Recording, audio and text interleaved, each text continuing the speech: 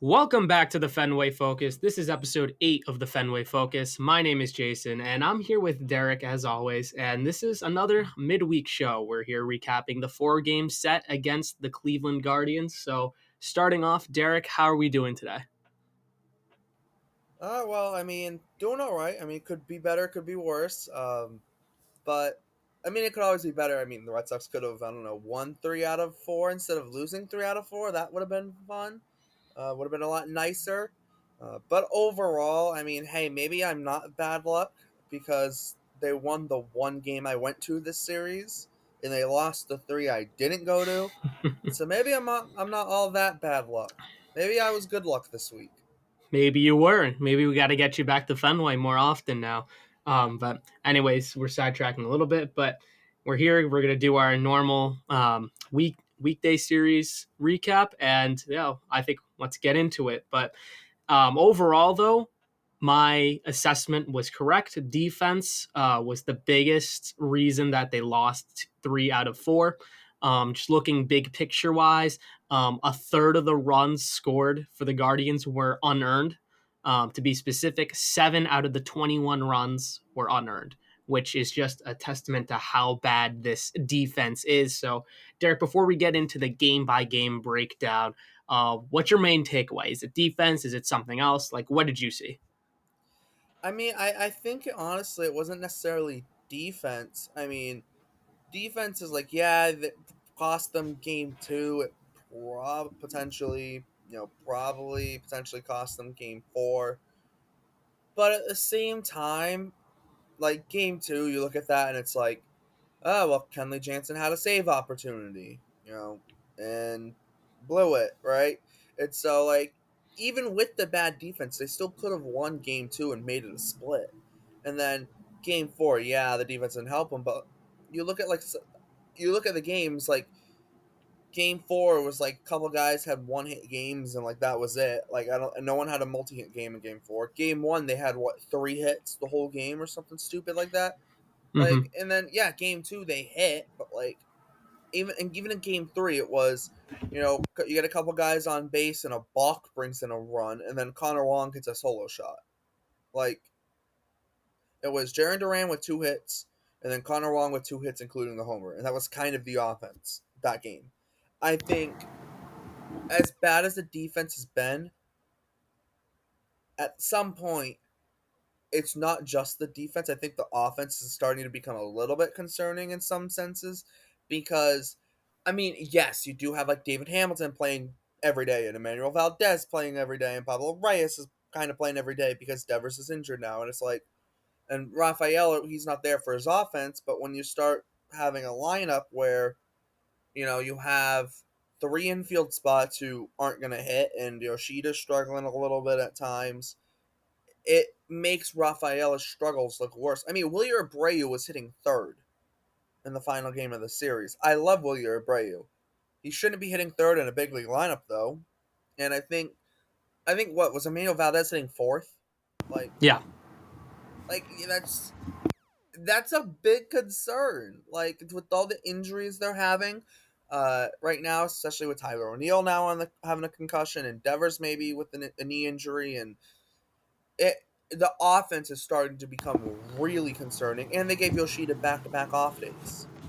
Right. That's another concern. So it's the offense. As much as I would love to say the defense is the main concern, it's starting to become the offense and the position players, because it's starting to become, okay, now who's even available to play? And if they're not available to play, now we got Willie Abreu hitting third, Valdez hitting fourth, Pablo Reyes is hitting second in game 3. Like, it's, you know, The you know back what I half of mean. the line, yeah, no, I think the back half of the lineup is very thin. When you have David Hamilton as your 6 hitter, and it's April 18th, Yeah, they have that's Bobby Dahlbeck hitting fifth in they have games. Bobby Dahlbeck hitting 5th, who hasn't hit. He can't Anything. hit. He can't No, he hit. He doesn't have only a hit this strikes year. out. Or dating back to last year, he has over 30 strikeouts, like September, which is not good. But like you said, depth. That's the only. That's the only reason that they're here, because who else are you going to put there, right? They don't have anyone else who's right-handed who can play in the infield other than Dahlbeck and Reyes. That's it. And you, like you said, I think we'll go into injuries and then we'll go into the recap. Injury wise, very scary collision between Rafael Devers and Tyler O'Neill in game one. O'Neill got 8 stitches and is on the 7-day concussion injured list, Yes. but should return to action soon because that was retroactive to Monday. So, meaning he'll be back. He can be back as soon as next Monday. Devers got an MRI, showed that he got a bone bruise on his left knee, which is not great. Um, but it's one of those things where you can kind of grind out the season. Um, Whether because bone bruises are weird, they can last a week, they can also last a couple months. It's one of those things where a lot of these injuries that we're seeing, like Pavetta or Whitlock, they're injuries that can either be long term or they can be short term and require the shortest injured list stints. So there's that. And then Romy Gonzalez had a setback. Again, he's going to go through more imaging and testing on his wrist. So he's probably a couple more weeks away. Similar to Story, maybe they reveal a hairline fracture, but that remains to be seen. Rob Refsnyder was recently reinstated off the 10-day injured list with that fractured toe. He said it's not 100%, but he's going to be playing through it, which is not ideal because you want someone who is healthy and not laboring through an injury like we saw last season with Turner. I know Turner and Refsnyder are two completely different guys, but it is something of note going down the stretch of April. I mean, the Sox are very banged up. A lot of injuries early on. This is something that this team, if they're going to be competitive at all, can't afford. They're back to 500. Started the season 7-3 on that West Coast road trip. Now they come back to Fenway, and that 10-game homestand went 3-7. So back at an even 10-10, 500 going into Pittsburgh tonight. We're recording this on Friday morning. So yeah, that's kind of the injury updates with the Red Sox, and I think it's time to dive deep into the game by game of all 4 games of the Cleveland series. Starting with game 1, Derrik, I'll hand it off to you. Patriots Day, Marathon Monday, 11:10 start. Break it down for us. Well, I put it like this simply: this game sucked, and then it really sucked after, because it sucked because it was probably extremely boring for the first few innings. Cutter Crawford looked good. 5 2/3, only giving up 2 hits, no runs, 6 strikeouts, no walks. But it was a boring game. Let's be honest. 0-0. Both teams looked like they were extremely tired and not ready for an 11 o'clock game start, which, guess what? Makes sense, because who's used to playing at 11 o'clock? Probably not many people. I know that because I didn't wake up until 11:30 on Monday, so I missed the first inning or so of the game. But besides that, besides that, um, then obviously once Cutter Crawford came out of the game, it's just kind of went downhill from there. I mean, Tyler O'Neill went 1 for 2. He also had a walk, but you have the collision with Devers, and he ends up having to get taken out of the game, and that was kind of like, okay, this game really sucks. Devers didn't have to get taken out of the game, but we know now with what he's dealing with injury wise, it's like, oh great, it's like we thought we avoided injury, and nope, he's injured now, with something else completely unrelated. But overall, I like this is one of those games where it's just like the offense never got going, and especially too, you were facing a Cleveland team that the starting pitching had been bad. Besides Shane Bieber, or maybe not bad, but they weren't good all year long. And I think that was like the big thing. It's like, okay, the starting pitching's not that good. You have a chance to jump at them, and you're facing Xavier Curry, who had been on the injured list all year and hadn't pitched yet in the big leagues, because of him being on the injured list. And he comes back in his comes in a season debut starting, which he wasn't really a starter last year. He mostly came out of the bullpen for Cleveland, and he goes, what was it, 5 strong against the Red Sox? Like, that's And then you just give it to that Cleveland bullpen that's been dominant all year. As soon as you get into that bullpen, good luck. And so I think that it was kind of just the story of that game for the Red Sox. Just the bats never got going against the Cleveland against Curry, and then you get into that Cleveland bullpen, and then yeah, good luck. And I think they ended up shooting themselves in the foot, anyways. But besides the point, because it doesn't matter. It didn't. This game doesn't matter. If they gave up 6. It doesn't matter if they only gave up 1. They still would have lost because they couldn't score. So I think overall, it's a game that I'm not very fond of that game because, like I said, you could say, "Oh, the defense cost some runs," but doesn't matter. They didn't score. So at the end of the day, they could have given up 1 run. They could have given up 100 runs. Doesn't matter. They would have lost. Yeah. No, I go back to that defense theme where it's like, sure, the defense costed you, but at the same time, it's like hitting wasn't there either. You only had 3 hits in the whole series, and it's another game to forget in the injury column because, yeah, you're just very unfortunate collision and very scary. I saw it in real time, and it was you gotta like hold your breath with that stuff. But yep, game 1 they're down. Game 2 was awful in the regards of really, I wouldn't say it's an opposite of a complete game, but it was dang close to it. So the Red Sox lost 10-7 in 11 innings. I think the Red Sox fall to 1-3 on the season in extra frames. We'll start off with errors. Sox made 1 error, but 3 unearned runs. Yeah, 3 unearned runs in this game, which you do the math, it makes it 7-7. But that's not how baseball works. There are little things that change the mentality of at bats, but whatever. Sox got to a slow start. They were down. I think they were down 5-1 at one point, going into the bottom of the 6th. Then an explosion of offense. Casas homered. Abreu worked the walk. Wong homered. Devers had a huge double. That's the offensive side. They got it back in the game, but then obviously Jansen blew the save. But big thing to take away here is Whitlock left this game, and I forgot to say earlier, Whitlock is now on the injured list with an oblique strain, but it was revealed that he kind of fought Alex Cora, and it's like, he doesn't really feel like it's an issue, but Sox want to be cautious, especially in this stage of the early season, because he doesn't want to become a lingering thing. That's what I read. So yeah, Whitlock only goes 4 innings, gives up 2 earned runs. The only earned runs by a Red Sox starter this whole series, which is crazy. And Joely Rodriguez comes in, kind of does not have a great. He ate some innings, kind of had to. Bernardino had a nice outing, except for 2 walks.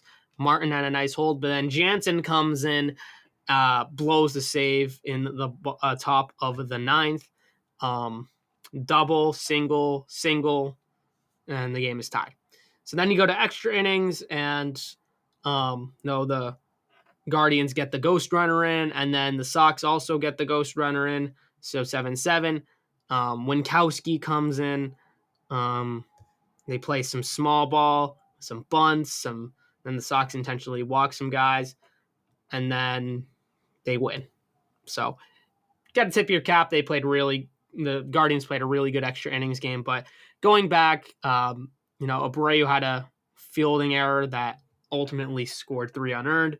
My takeaway is that, Jansen's you gotta have the save. Good closers make those types of saves, especially with that type of offense.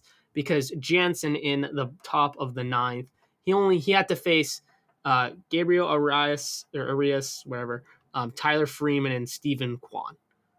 I wouldn't say easy outs, especially Kwan, but you got to get the first 2 guys out because they're the 8 and 9 hitter. Closers should do that. Andres Jimenez too. Still, I think good closers good closers get the first 2 outs and set the tone early, at least, especially with the 8 and 9 hitters. So, but hey, humans aren't perfect, and we saw Kenley that in this game. Jansen, just say it. It's Kenley Jansen. It's Kenley Likes Jansen too. likes trying to give everyone a heart attack. Yep. So yeah, that's game 2. Sox are down 0-2 in the series. So Derrik, you had the pleasure of being at game 3. So why don't you recap that one for us? Yeah, well, I mean, Tanner Houck was just dominant, obviously. 9 innings, complete game. Shutout, only giving up the 3 hits. Like I said, it was shutout, so he didn't give up any runs. 9 strikeouts, no walks. He threw 94 pitches only, with 69 of them going for strikes. That's over a 70% clip for strikes, for the percentage of pitches that he threw for strikes. That's very good. All his pitches were working. His splitter was nasty. His slider was working as always, and then even his sinker looked good too. But I think the big key for him was the splitter because it gave him that third pitch that he could go to, and like especially throughout the game, you saw that splitter just keep on coming in at like key moments, and him trusting it and him going to it, and it was working. And I think like when Tanner Houck has 3 pitches going for him, he can be unhittable, especially from a right-handed hitter point of view. His splitter's a little bit like I don't want to say non-traditional, but it doesn't have that same like downward movement. It has a lot of arm side run to it instead of that kind of downward dip. It has a lot of arm side run to it, so it's a little bit of a different shape than what most people would think of when they think of splitter. But it still has downward movement, but it's not that sharp downward movement. It's more of a sharp arm side run with some downward movement to it as well. Um, but overall, like I said, he looked great, and there's no complaints. It rested the bullpen for a potential bullpen game in Game 4 if they needed it. It also allowed them to they didn't have to worry about errors or anything. There was no real challenging plays for anyone to make defensively. Uh, so overall, like it was just like he was just rolling through the game. I literally, it was the top of the 7th inning, and I look up at the scoreboard, and I went, "Holy crap! It's the 7th inning already!" And I'm like, I literally thought it was like the 4th or maybe the 5th inning, and I look up and it says 7th inning, and I'm like, "What the hell is going on?" And then I look at my phone and it says like 8:30. I'm like, "Huh?" I'm like, "This game." I'm like, "What? It's 8." I'm like, "No, this is insane." Uh, but in total, that game ended up only being an hour and 49 minutes, which was the shortest game since 2010 time wise for a 9 inning game, which kind of insane when you think about it. And a part of that too plays into the fact that the Red Sox didn't make a ton of noise offensively. It was like 1 inning where you know you had 2 guys on with the balk, and then that brings in the run, and then it was like the long homer, and like that was about it offensively. There wasn't much else, honestly. So I think overall it was an extremely quick game, but I mean it was a win, and you take them however you get them. And I was fine with it being a quick game because I didn't have to rush out of there either. No, absolutely. And I think you'll have more info on this game later on. Um, but yeah, it was a very short game. I remember just sitting down like, whoa, wait, we're the 8th inning? Holy cow. But hey, they're also like, what, 2 balks in that game too? That's pretty funny too. Yeah. Um, yeah, but all right. So Sox still down to 1. They can go. They go into the day after night game with a chance to split the series. I think out of all the games, this one was the most winnable. Game 4, that is. Um, just because if the defense was just a little bit better, they make those routine plays, and um, the runs just don't score. Hence the term unearned run. Um, 3 out of the 5 runs scored by the Guardians were unearned, which, like I said, goes back to defense. David Hamilton had a fielding error. Pablo Reyes had a throwing error in the same inning. And in that 3rd inning, I mean, the Guardians scored. Or no, not in the same inning. No, it was later, but it's just Hamilton's not a good defensive shortstop, and Reyes is just not a good third baseman. good second baseman, maybe good shortstop, but still, No, don't um, say good shortstop for Pablo Reyes. We're decent not going short, there. decent, We're not. decent. No, he's got a noodle arm. Yeah, okay, fine. Bad shortstop, bad. He's not good on the left side of the infield. How's that? Better?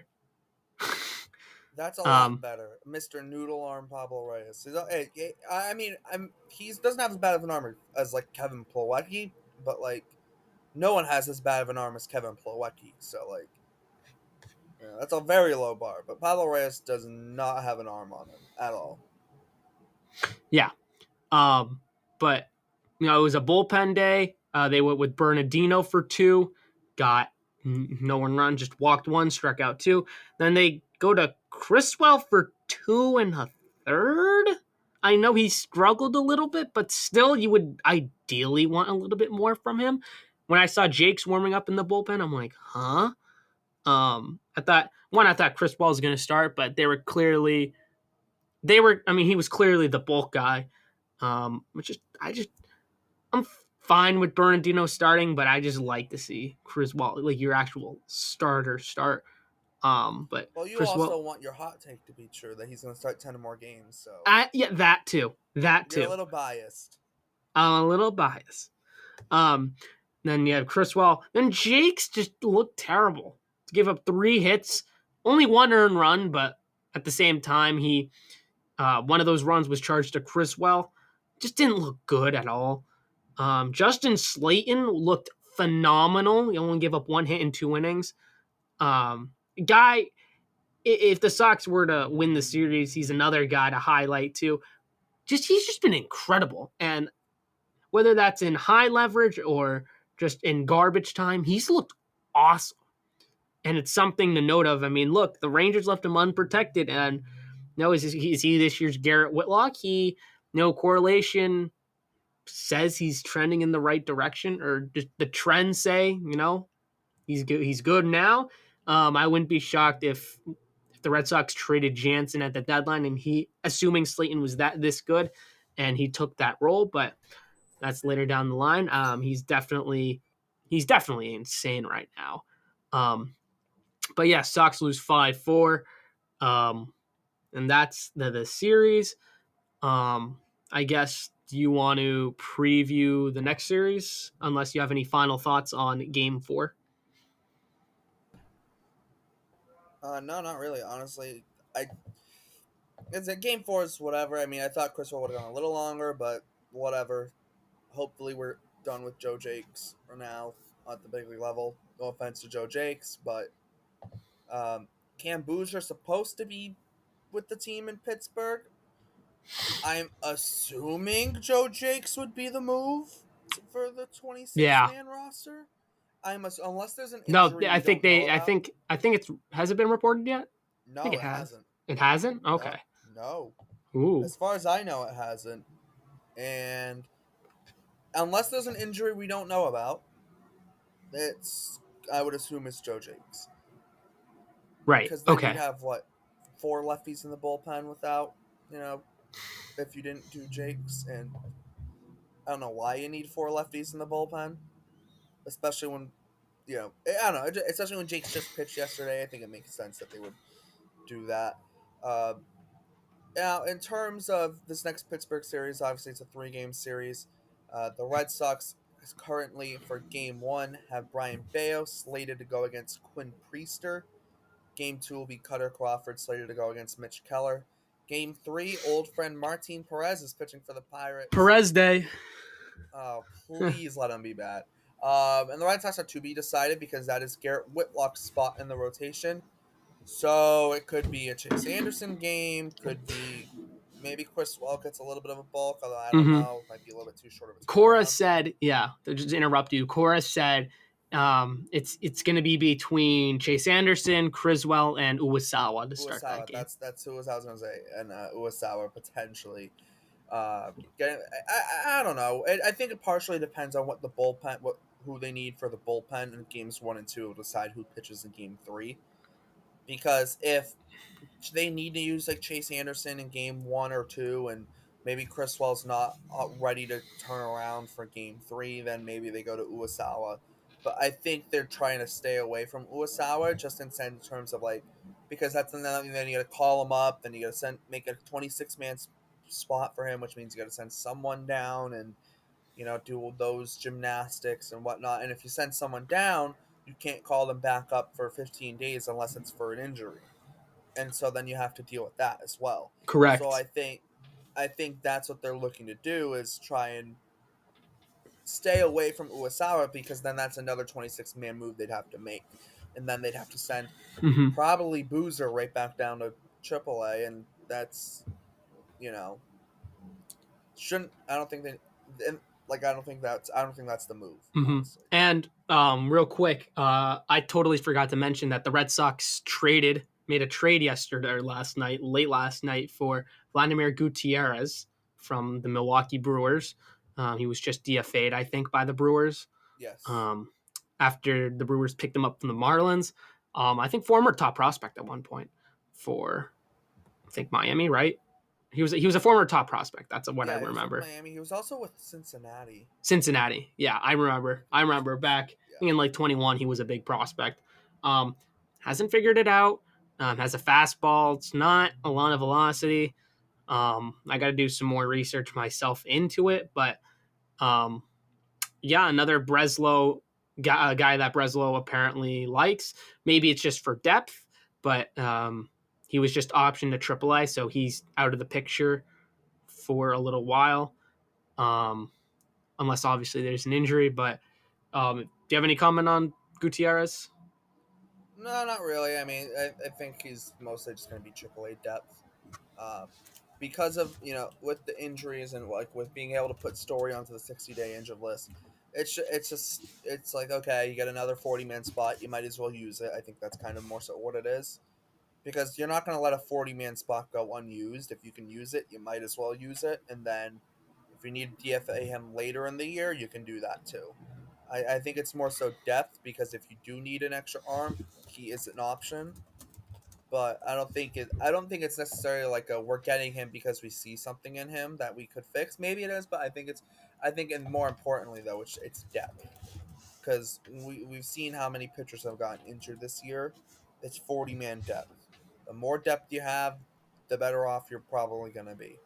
So I think it's more along those lines. And then if they see something that they can change and maybe tweak and maybe he's good, then great. But if not, worst case scenario, it's 40-man depth. Right. Yeah. So breakdown. This is on Savant. Four seamer uses 33.8% of the time. Slider 28.7 has a changeup and curveball. Uses the changeup a little bit more than the curveball. Um, but the velocity on the four seamer isn't that high. Unfortunately, it only averages about 92.7 miles an hour.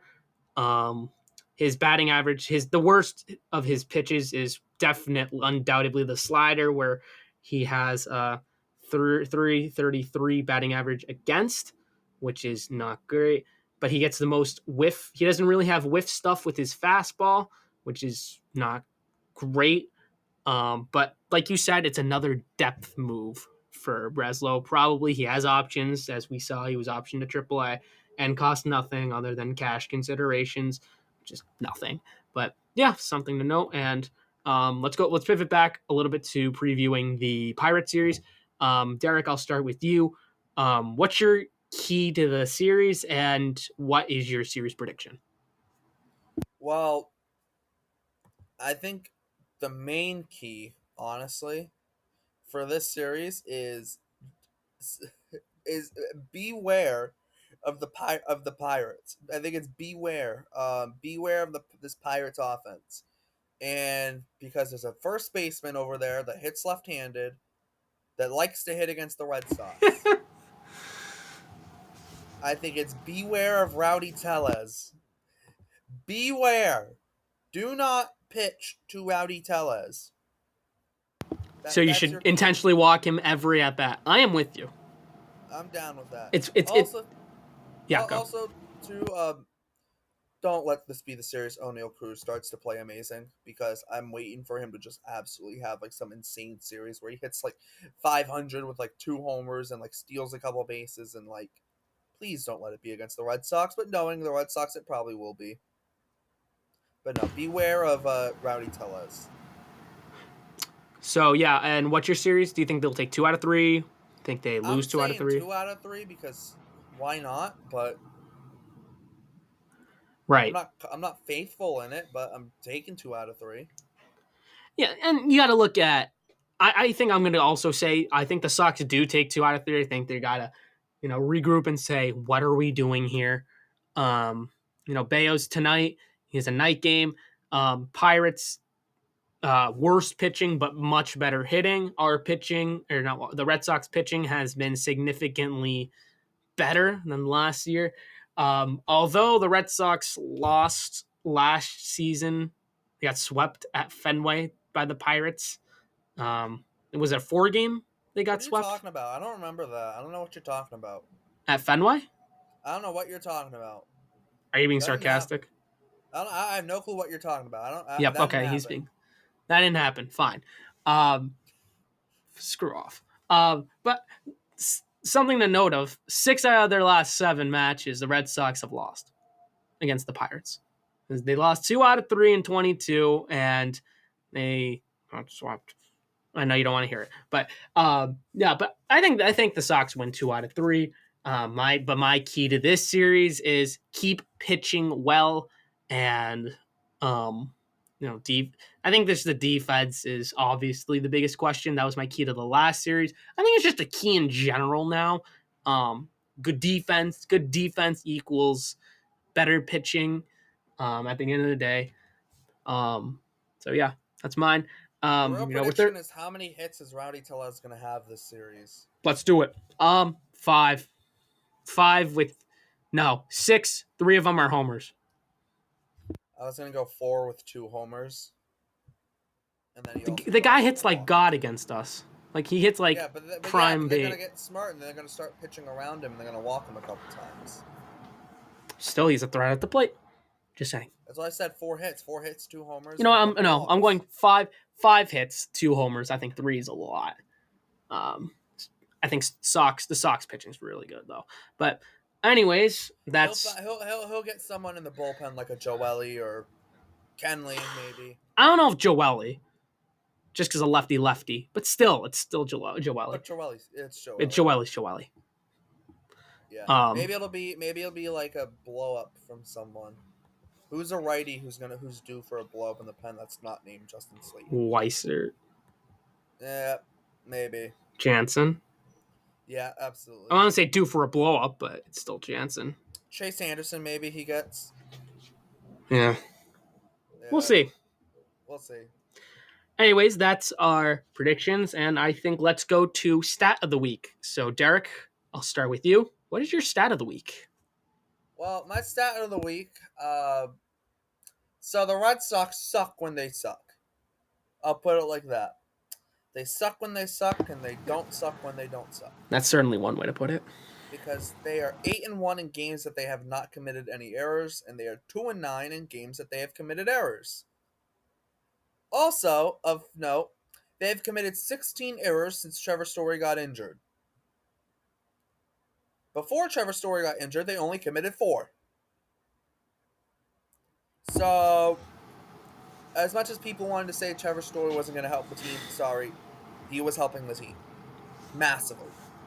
Even if he wasn't hitting. And yeah, here's the other thing on that side of things, that note, too, in terms of committing errors. The Red Sox have, if you took all their runs allowed, they'd have 81 runs allowed, earned or unearned, which is middle of the pack. However, if you only count earned runs, they're second in baseball in runs allowed if you only count earned runs. The defense is literally making them lose games because if you go by runs allowed in total, they're middle of the pack. If you go by just earned runs, they're the second least earned runs in all of baseball allowed. Yeah. So defense is a problem. I mean, offense is a problem too, because if you can't hit, you can't win regardless of how many errors you commit or don't commit. But it's just very noteworthy that they're 8-1 in games they haven't committed any errors in.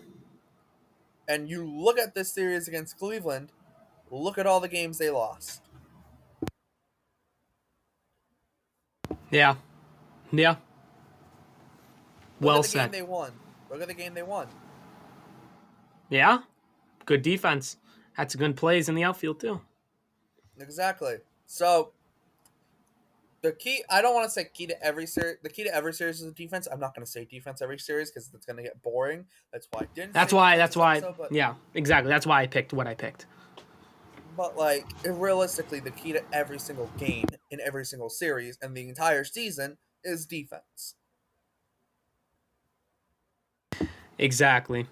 So I think that's a good time to transition to my stat of the week. Has to do with intentional walks. So in 18 games, the leader the player who has the most, who's been intentionally walked the most, is Cody Bellinger. And in those 18 games, he's been intentionally walked 4 times. And he has a batting average of 200, on base less than 300, and a slugging below 400, with good for an OPS of 668 and a weighted runs created plus of 75, which is 25 points below league average. Not, which is weird. I don't expect Bellinger to end the season with those stats, but it's something of note and it's something funny because it's like out of all the guys, I mean, Cody Bellinger is a top of the lineup type of guy, so why? I mean, he's definitely a threat, but still, it's crazy. But another thing of note: the Red Sox and Guardians are tied for the most times intentionally walked. But obviously, the Red Sox and Guardians don't have the best offenses because a lot of the times their other opposing teams are going to walk. I don't know, a Willie or a Brave to get to a Bobby Dahlbeck, or they're going to walk a Tristan Casas to get to a Cedar Rafaela, something like that. Would it happen? Is it exactly going to happen? No, but something to note. Um, but yeah, I think I'd be shocked if Bellinger continued this trend. And this is in 70 at bats. I don't have the plate appearances. 81 plate appearances to be exact. Um, he has more. He has more. He's been intentionally walked more than he has home runs and doubles combined, which is pretty funny. Sounds Um, fun. yeah. So yeah, that's my stat of the week. Let's go to news and notes in the week, and I'll start. Why the heck not? So, number 2021 number 2 overall pick, Jack Leiter made his MLB debut yesterday, and it was not great.